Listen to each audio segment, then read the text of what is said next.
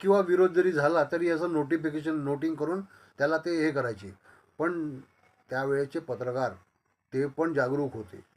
कुठलाही प्रस्ताव जर मंजूर झालेला आहे आणि प्रोजेक्ट मंजूर झाला आहे, पण त्याच्यामधले खाचखळगे काय आहे, तो बरोबर आहे की नाही, याच्यामध्ये त्या मीडियामध्ये लिहिण्याची पूर्णपणे मुभा होती. मी तर माननीय संदीप जोशी ज्यावेळेस स्थायी समिती अध्यक्ष होते, त्यांच्या विरोधात भरपूर बातम्या केल्या आहे. पण आमच्यामध्ये कुठंही त्या प्रकारचे मनभेद नाही आहे. वैचारिक मतभेद होते. मी पत्रकार होतो, ते स्थायी समितीचे अध्यक्ष होते. त्यांचे जे प्रोजेक्ट्स होते, अरे आम्ही त्यांच्या चेंबरमध्ये बसून बरेच वेळा त्यांच्या प्रोजेक्ट्सला विरोध केलेला आहे. आणि त्यांना म्हटलंही आहे की आम्ही उद्या बातमी करणार आहे. त्यांची पण आम्ही एक कोट त्यांचं पण घ्यायचो आणि बातम्या व्हायच्या. असे बरेचसे वेळा झालं आहे. माननीय कृष्णात भाऊ खोपडे ज्यावेळेस स्थायी समितीचे अध्यक्ष होते, तर त्यांचे पण त्या स्थायी समितीचे जे काही निर्णय असायचे त्याच्यावर असं नाही की प्रत्येक वेळेस पॉझिटिव्हच बातम्या यायच्या, बातम्या निगेटिव्ह पण यायच्या. पण अशा गोंधळ होतो आहे किंवा काही आरोप प्रत्यारोप होत आहे. आणि एक त्याच्यामध्ये कालच्या चर्चेमध्ये एक विषय समोर आला की जसं शिवानी दाणी ज्या अध्यक्ष आहेत, त्यांनी म्हटलं की 70 वर्षापासून हेच चालू आहे. राहुल गांधी तिकडे आरोप करतात, मला बोलू देत नाही.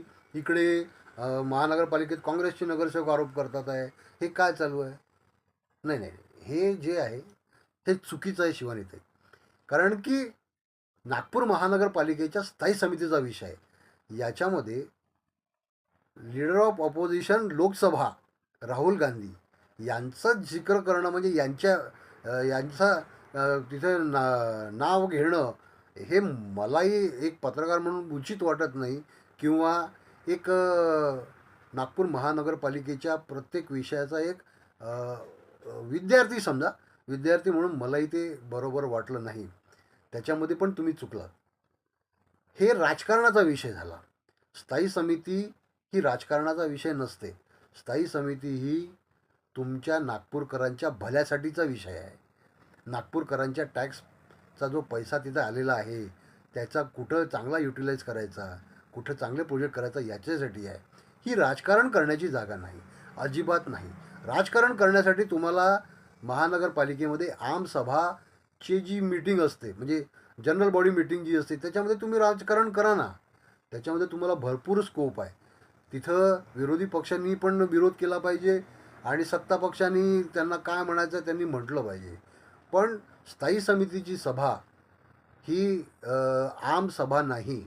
जिथे जसं आमसभेमध्ये बरेच वेळा असं आम्ही पण विटनेस केलेला आहे की खूप गोंधळ जर झाला, काँग्रेस किंवा विरोधी पक्षांनी खूप गोंधळ जर सुरू केला, तर महापौर पटापट पटापट विषय पुकारतात आणि मंजूर मंजूर मंजूर मंजूर मंजूर मंजूर करून विषय निपटून घेतात आणि तुरंत एकदम राष्ट्रगीताला सुरुवात होऊन जाते.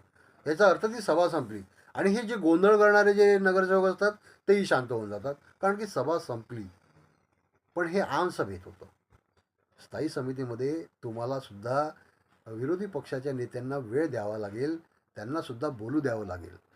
ते जर बोलले नाही, त्यांनी चर्चा जर केली नाही, कसं असतं की लोकशाही आहे आणि लोकशाहीमध्ये विरोधी पक्षाचा जो पार्ट आहे तो स्ट्रॉंग असलाच पाहिजे. विरोधी पक्षांनी आपले विचार मांडलेच पाहिजे आणि सत्ता पक्षांनी सुद्धा.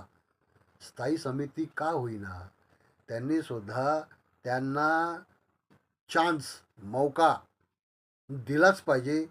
हां, आता सत्ता पक्षाचीच मेजॉरिटी आहे, 11 मेंबर तुमचे स्थायी समितीचे आहे. तुम्ही तर प्रस्ताव तसाही तुमचा मंजूर होणारच आहे. तुम्हाला जर तो पटला, सगळं झालं, तर तसाही तो मंजूर होणार आहे. पण त्यांना पण सुद्धा मौका दिला पाहिजे विरोधी पक्षाला. 5 नगरसेवक आहेत विरोधी पक्षातले, 4 काँग्रेसचे आणि 1 मुस्लिम लीगचे. आणि त्याच्यापैकी 2 तर फार अनुभवी आहेत, म्हणजे अभिषेक शंभरकर आणि असलम जे आहेत ते अनुभवी आहेत.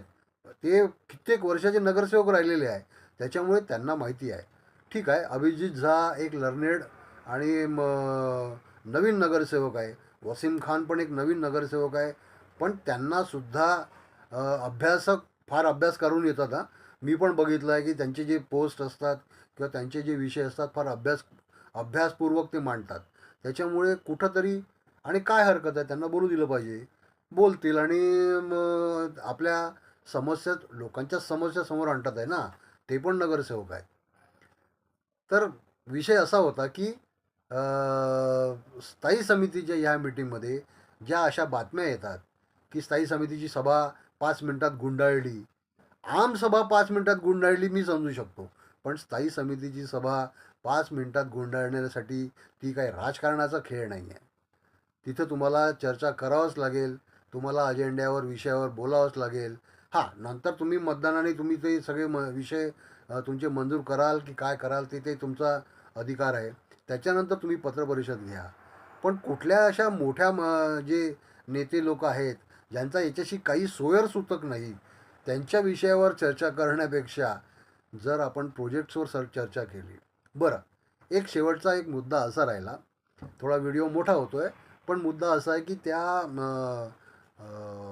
ग्रुपमध्ये, व्हॉट्सअप ग्रुपमध्ये एक विषय असा निघाला की आता नागरिक ह्या सर्वांना त्रासले आहेत.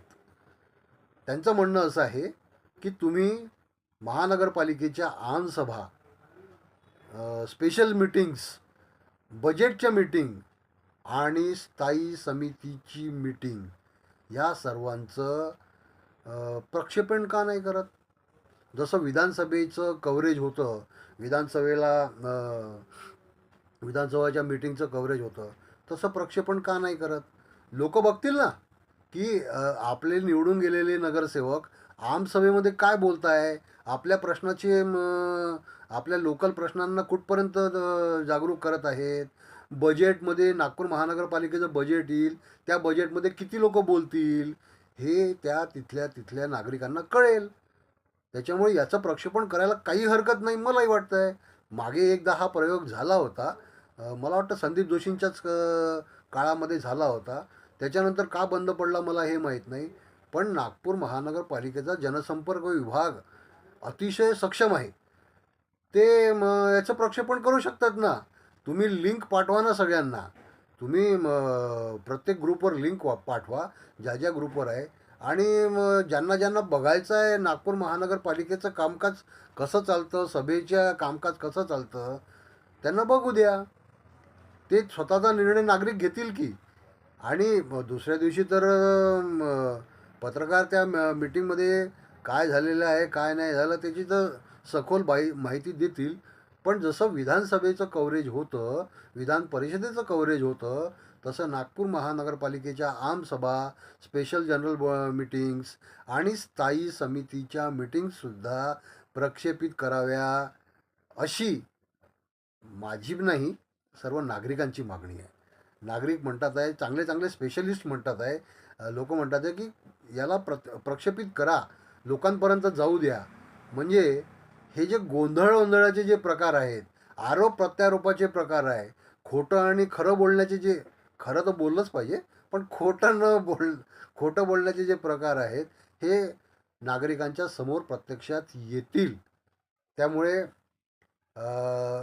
सर्व नागरिक, सर्व ग्रुपचे त्या मेंबर्स आणि माझ्या इतर मेंबर्स आणि माझी पण स्वतःची अशी मागणी असेल की आमसभा, स्थायी समितीची सभा यांचं लिंक द्या ना लोकांना, पाहू द्या ना की काय निर्णय होतात आहे आणि कसल्या प्रकारचे मीटिंग्स होतात आहे, लोकांसमोर येऊ द्या.